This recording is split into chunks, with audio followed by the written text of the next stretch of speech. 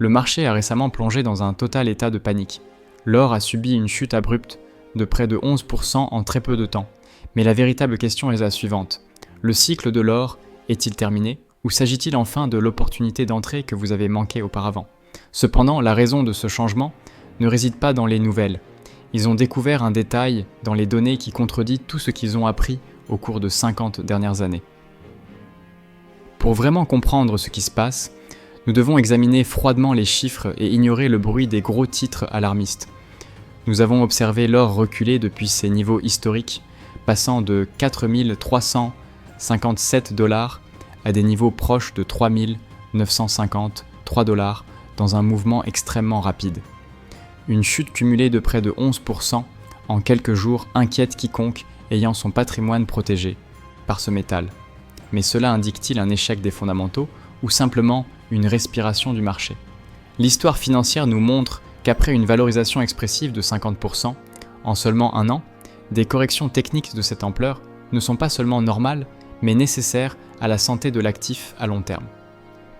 Le premier moteur de cette chute soudaine est purement géopolitique et est lié à la perception du risque global. L'or se nourrit de l'incertitude.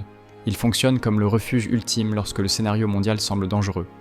Récemment, l'attente de nouveaux accords commerciaux entre les plus grandes puissances, en particulier des rumeurs concernant des négociations entre Donald Trump et Xi Jinping, a apporté une sensation momentanée de soulagement aux marchés internationaux.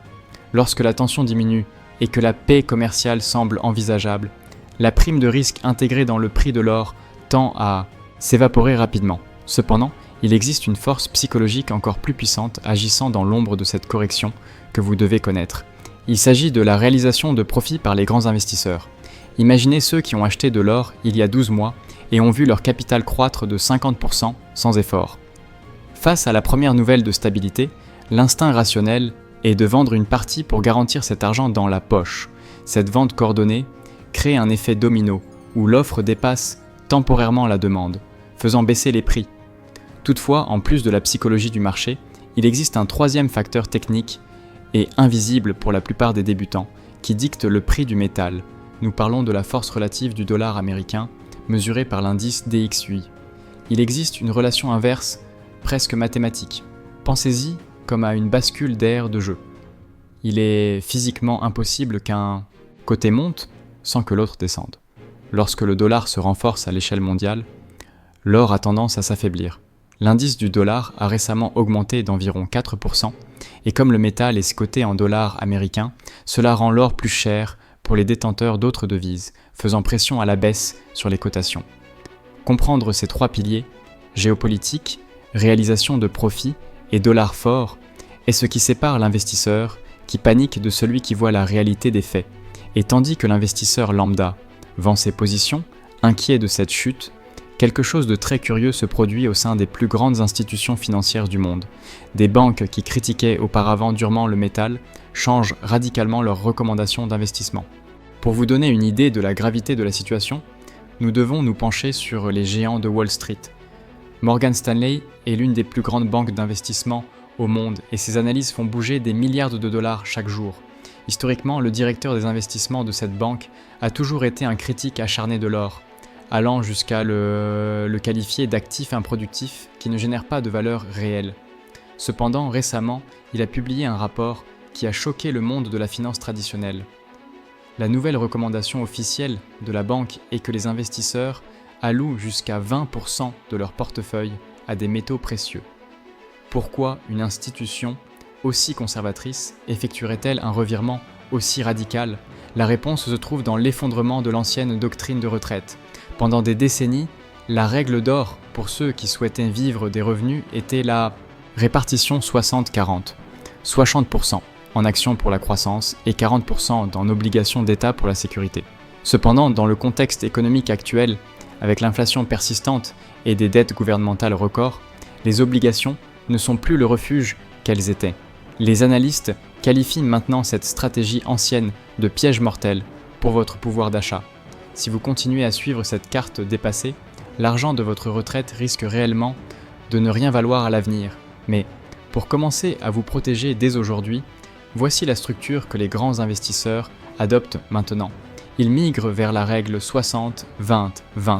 La logique est de maintenir 60% en actions d'entreprises solides, de réduire l'exposition aux obligations d'État à seulement 20% et d'allouer les 20% restants à des actifs réels, comme l'or. Ce changement n'est pas une question de s'enrichir rapidement, mais de survie financière. Quand un géant sceptique, comme Morgan Stanley, dit que vous avez besoin d'or dans votre portefeuille, cela cesse d'être une suggestion et devient un avertissement. Mais savoir que vous devez acheter n'est que la moitié de la bataille. Avec un marché aussi volatile, comment savoir si le prix va encore baisser demain ou s'envoler définitivement ?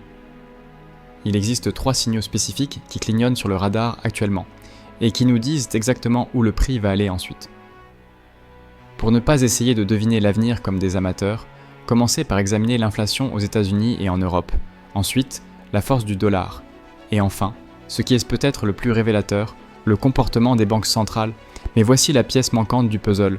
Pendant que le petit investisseur vend par crainte, un mouvement silencieux s'opère en Chine, en Pologne et en Inde qui devrait vous alerter.